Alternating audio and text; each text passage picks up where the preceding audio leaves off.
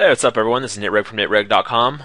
Just want to apologize first and foremost that I haven't really been putting out content. School's really been kicking my butt. It's the second weekend, and apparently I chose every single class that requires copious amounts of homework. So, it's wasn't really expecting that, but I've been doing a lot of reading lately, a lot of math homework, stuff like that. It's not been too fun. I'd rather be playing poker. There's a couple of things I want to go over. We'll get into that. I'm just going to be playing some 20 NL, and I guess I have one table of 10 NL, and I'm on the wait list of a 50 NL table. And then also on the bottom right, I'm in a 10-cent rebuy. So it's not going to be too serious of a video. Just gonna talk for a little bit and have some LOL moments probably. This is a rebuy. I'm just gonna ship it all in and probably get called by worse.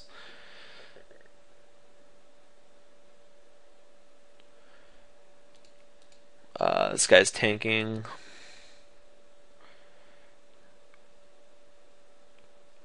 And he calls off with worse and wins. Congratulations.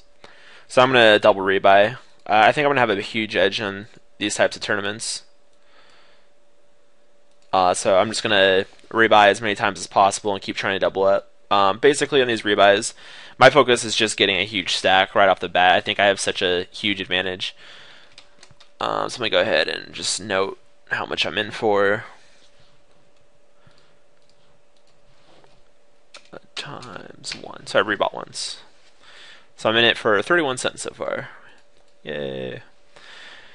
So basically the first thing I kind of want to go over is just kind of some updates. I've been planning for my site to be making lots of content, like something every day or every other day. And I've pretty much stuck with that for the course of 2 weeks or so. But starting this week, I've just been overwhelmed by homework. Like I literally have had zero time. I'm just gonna stick it all in. It's a 10-cent rebuy. Like people aren't folding anything. So it's been kind of frustrating. There's a bunch of stuff that's been coming up and that I really want to talk about on my blog, but I just haven't had time. I've been having so much schoolwork, and I'm trying to get like straight A's and stuff. So apologize that I haven't really been able to keep up my content. I've been focusing on getting a lot of schoolwork done, and I've been, keeping up with it. So I think what I want to do from now on is maybe start creating a bunch of content on the weekends, and then just kind of. I lost when I crushed this guy again. I want to start creating like lots of content on the weekends and then just slowly start publishing it out over the weeks. I think that's probably going to be the best way for me to go. It's too hard to have a bunch of stuff due and then figure out time to do all this monkeying around and stuff while I'm trying to be at school and finish homework. So let's see. You know what? I'm gonna have this table be down here, and I'll just pop up the tournament. This guy goes ahead and c-bets really tiny. I'm just gonna call it ace high. I mean, you could raise there as a bluff, but I think if this guy has air, my hand's good a lot of the time. Oops. So I'll just call again. I mean, I think my hand's gonna be good here a lot. He might have something like a pair of threes or a pair of fives, but if he does, so be it. Yeah, it's a pair of fives. I'm not really sure if he folds if I raise, and I don't feel like barreling these guys, but I feel my hand is going to be good there a lot. I mean, the flop was 80 cents, and he put a total of 60 cents in. So 60 cents to see 80 cents on blind versus blind with ace high, like third best kicker or second best kicker, whatever it is. Third best, I guess. I'm pretty happy just calling 60 cents to win 80, and then if I improve, I could always raise for value. Go ahead and bind. So here's my, I guess this 50 NL table just popped up, so I'll go ahead and do this table as well. This should be a little more fun. Okay, all these tables keep popping up. I'm just going to close out a couple of these tables here. So we'll go ahead and have 50 NL right here in the middle. Actually, you know what? Let me just pull the tournament out. Put this there. And I'm going to put the tournament back in up here. and then the 20 and L table in the middle. There we go. So I got 6 tables going on a very small screen. That should be good. Alright, so yeah, I've been doing like a bunch of schoolwork the last week or so, and my brain's like super fried right now, and I'm just gonna play with some microstakes and make kind of a video, kind of updating you guys on what's going on right now. I've been doing a lot of work. I mean, I started today getting back into the poker grind. I did some coaching earlier today, and I did some other stuff like I'm just gonna fold king 6. I did some other stuff with a friend of mine today. He's a pretty good online player. We went ahead and discussed a lot of really interesting spots, and really did a bunch of leak finding on a lot of situations. Let me go ahead and do this real quick. So yeah, it's been really helpful. It's been really helpful for me, and I think for him as well. We did a lot of interesting stuff. Found out a lot of information about. I'm just gonna call it the ace jack suited in the rebuy.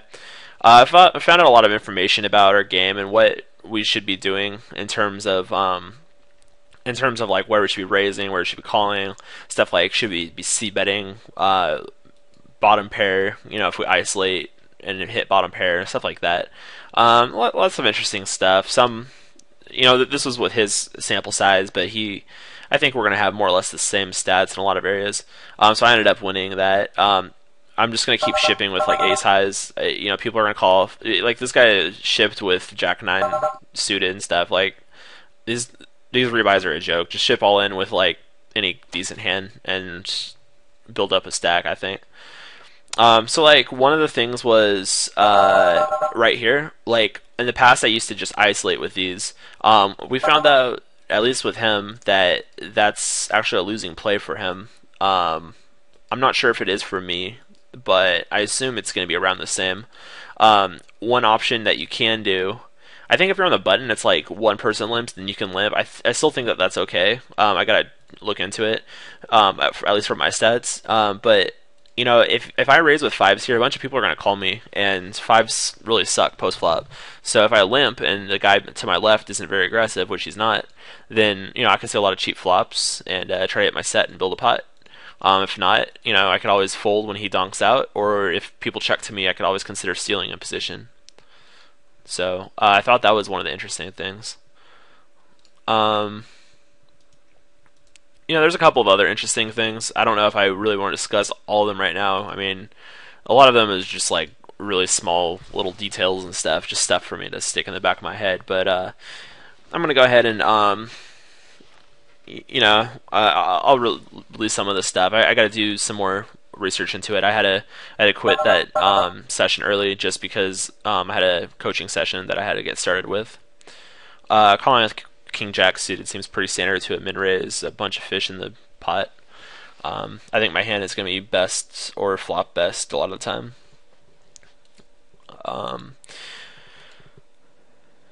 This guy bets half pot on the button. I'm not going to really go anywhere too fast. Go ahead and call. 3 flush on the turn.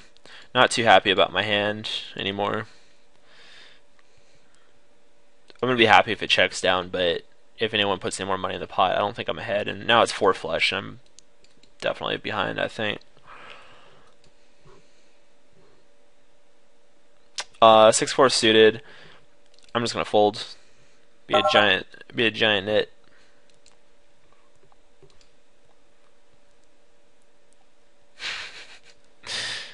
Wow.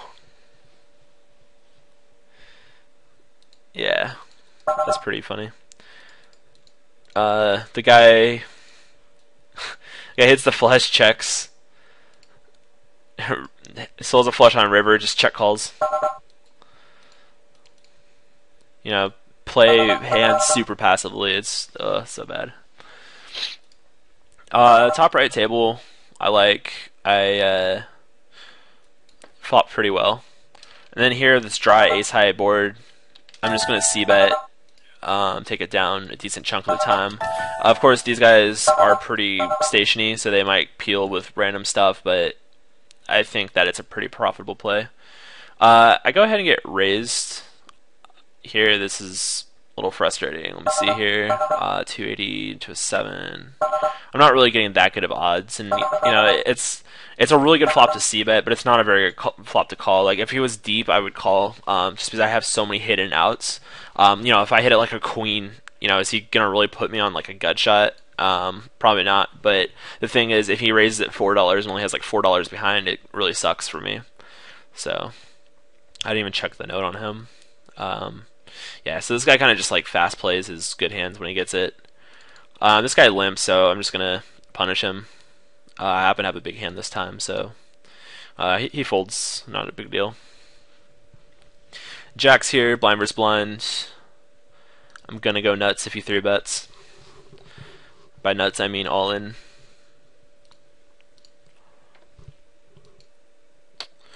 So I did a really, I thought it was a pretty fun coaching session today with a student of mine.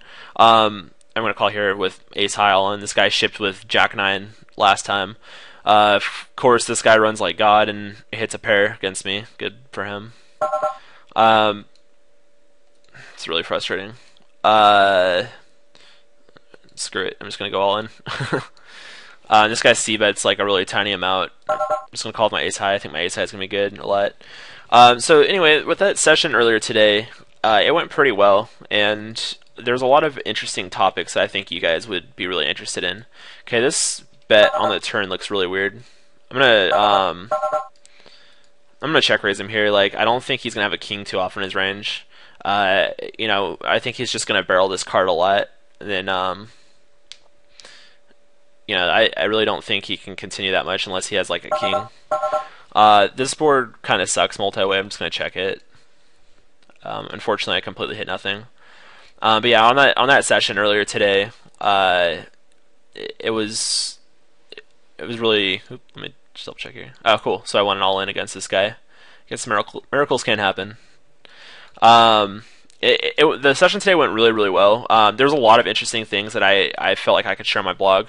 One of the things that I feel like I need to write some posts about are how much should I buy in for? Like pretty much, like literally how much you should buy in for, like 100 big blinds, 200 big blinds, 40 big blinds, you know, just stuff like that. This guy's 3-bets 40% so far over 12 hands. I'm just gonna get it all in with 7s and be happy with whatever happens. This guy checked and then set over set. Cool. And he donks out over pot, so I'm just gonna fold there. I'm not really a big fan of that turn, and the loose passive guy is going nuts. So not doing too well so far. It's all right. But anyway, another big concept right here. There's not. It's kind of awkward to like raise and then play post flop with a short stack. I think I just consider it like tournament strategy. He's got like 30-ish big blinds. I'm just gonna ship all in on him. People call off with like goofy stuff. I just don't like raising it to like $3 and then having to like check fold a bunch of flops, or you know, c-bet and have him peel with like any of 2 cards and you know have to just check fold. Like it's really frustrating. I don't like doing that. Happy Shoes. I can't really remember too much about him. For some reason, he's labeled a fish. I guess he's like half pot or whatever. But he does play a really wide range, so I'm going to play ace-jack out of position. I'm not a big fan of playing ace-jack out of position, but this loose passive fish is in the blind as well, so I can go ahead and get some good value out of that. With ace-10 here in the tournament, I'm just going to ship all in like a boss. This guy's c-bets. I'm just going to give it up. I hit top pair here against this guy. I'm just going to c-bet for value. This guy decides to donk bet. I have the second nut flush draw and what is it, gut shot? No, an open ender. He check min raises, which is kind of goofy. And this guy barrels it's a paired board. I'm just gonna fold. This guy check min raises. I'm gonna call. Like, I don't know. It's kind of fishy, but it's some random dude. Some random dude like check raising. You know, he could have a ton of hands in his range. I pick up a flush draw on the turn. I'm just gonna check it back. It was an overcard too, like 10 Jack got there. Kind of evaluate what happens after this. This guy limp calls and then check calls the 6-6 queen flop. I'm gonna go ahead and bet fold, and then if he calls, I'm just gonna ship him all in on the river. So now he goes ahead and checks river. I'm just gonna check. He's probably gonna, he might have a better queen than me. Oh, he has the same hand. Interesting.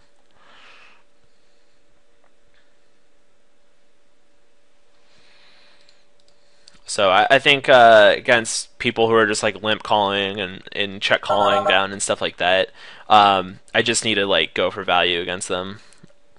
You know, if they show if loose passive show any aggression, they're gonna have a huge hand, and king queen isn't gonna be ahead. But you know, you got to go for value until they tell you otherwise. Here I picked up an open-ended straight draw. It's kind of frustrating that there's like the short stack guy, so I don't want to like bet too much and be committed if he shoves. This guy goes ahead and c-bets pot, so I'm going to check raise him with my set, and hopefully he just like goes bananas. This guy check calls then dunks like third pot. He's giving me odds to kind of draw out. I'm just going to call. Comes running jacks, which is kind of weird. And now that he checks, I'm gonna go ahead and bet like $9. It's basically to get him off of a. He's not gonna fold a king, but I wanna get him off of worse draws and stuff, like flush draws and straight draws and stuff. You know, I have queen high, which isn't that good. You know, it's basically to bluff out his error that beats me. I really don't think he's gonna fold a pair. He might, like, I'm king. He obviously calls every time. This guy might be kind of tilted. I'm going to call him position with queen 9 suited. I think I can play back at him pretty well. He c-bets pot. I'm just going to give this one to him. I mean, it's a dry board. I don't have to win every flop. Though that would be nice.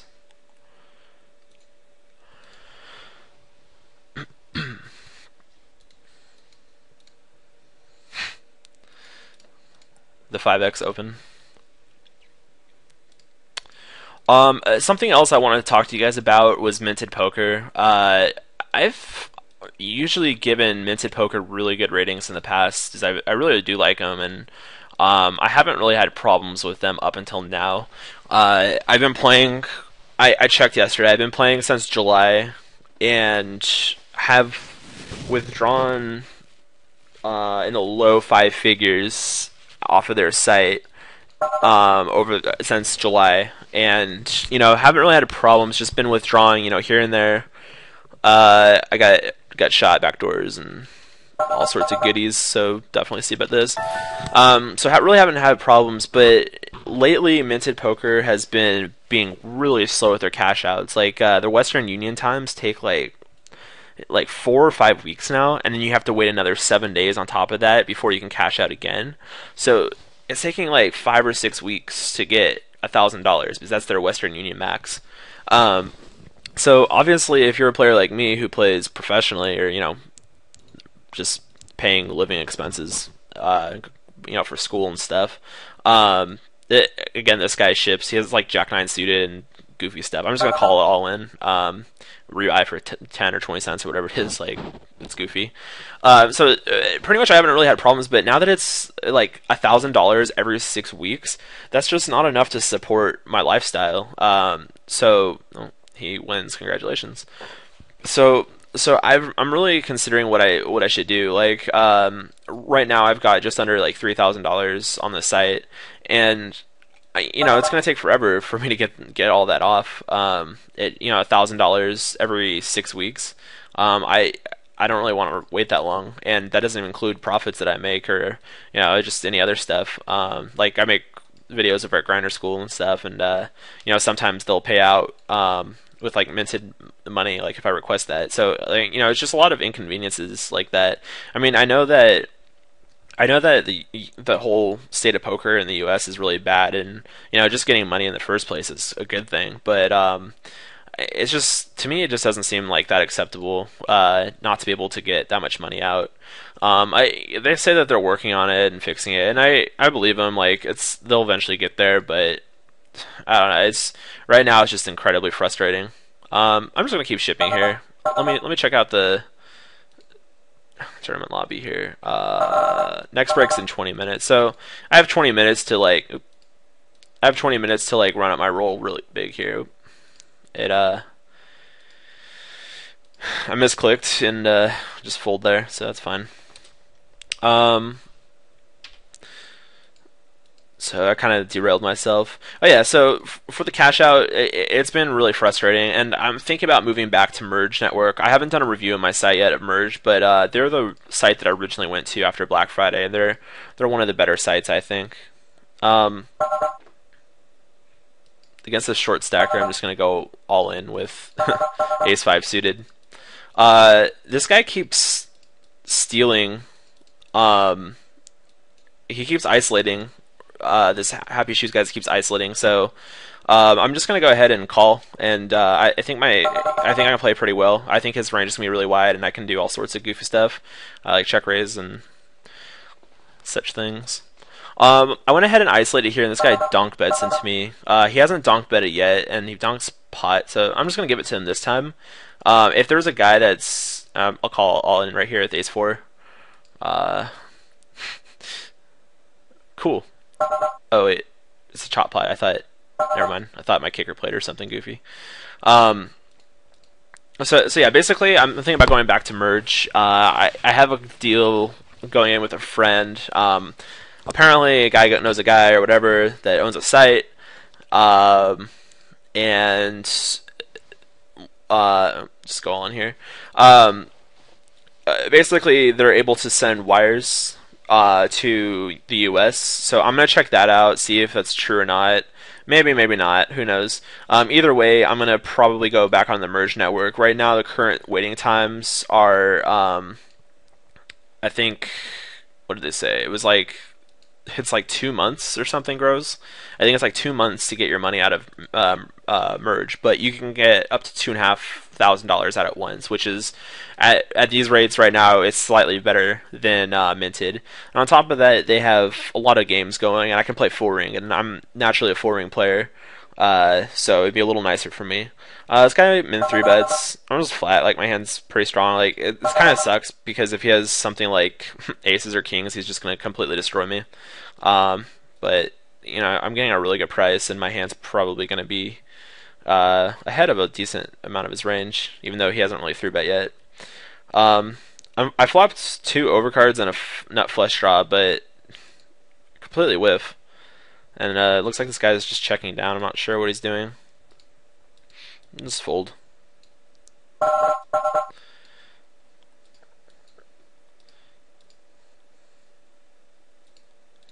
It's kind of weird. But yeah, Merge Network takes about 2 months to go ahead and cash out, which is, you know, pretty frustrating as well, but it's slightly better than Minted right now. You know, times are tough for the U.S. poker economy. Oops, I meant to c-bet that 60 cents. You know, probably just going to fold anyway, so who cares? So, you know, if I can get wires within like a week or two, I'm definitely going to Merge. I'm probably going to Merge either way. I have a stake here at Minted right now, to play like 20NL and 50NL, stuff like that. Just kind of grind here and there, and I use it to like make videos at grinderschool.com and stuff. So it's pretty nice. I'm probably gonna keep that and milk Minted for what it's worth. Get my $1,000 every, you know, so often. But for most of my, you know, living is I gotta. Oh, this guy flopped a flush against me. Congratulations.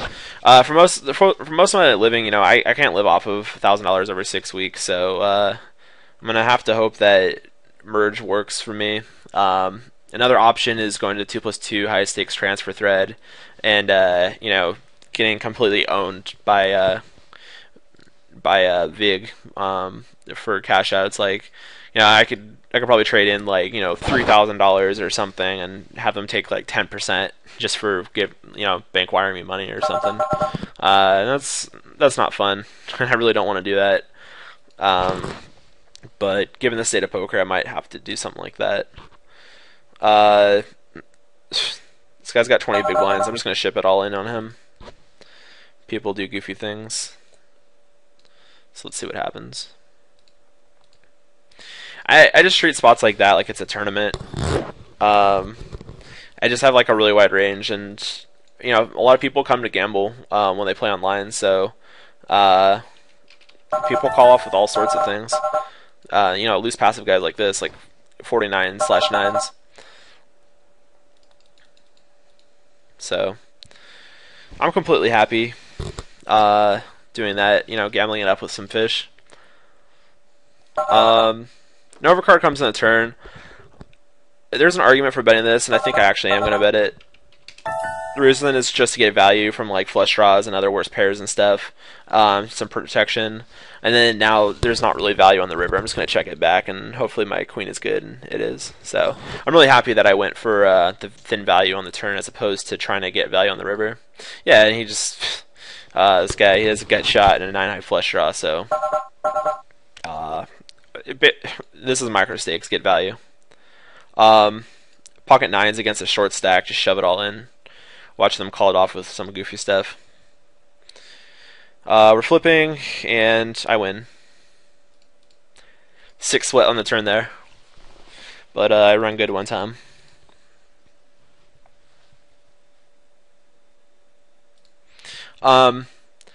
This is not a good spot to 3-bet because this guy folds to 3-bets 40%, and the guy that I'm squeezing is a short stack and never folding. If you call pocket pairs here, you're losing lots of money, so just fold. Here, pretty standard shove. I got an ace, and it's a $10 or a 10-cent rebuy. And I win monies. Wee.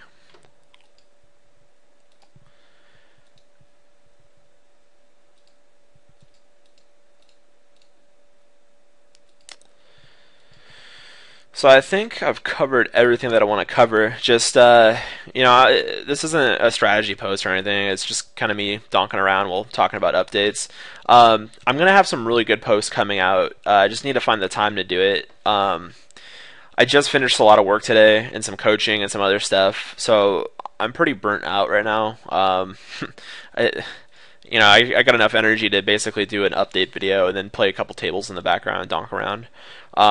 Don't really have energy to do anything else. I'll make some videos tomorrow. I gotta make some videos for Grinder School as well. Check it out at grinderschool.com. Nitreg/GS. Check that out. You can get some good deals at Grinder School for videos, and I'll teach you how to, you know, do cool stuff that my site doesn't teach you. That being said, I think I covered everything. If not, I'll go ahead and put it in the notes down below. But I feel like I just needed to make some content and update you guys on what's going on. So cool. I'll check in with you guys later. Peace.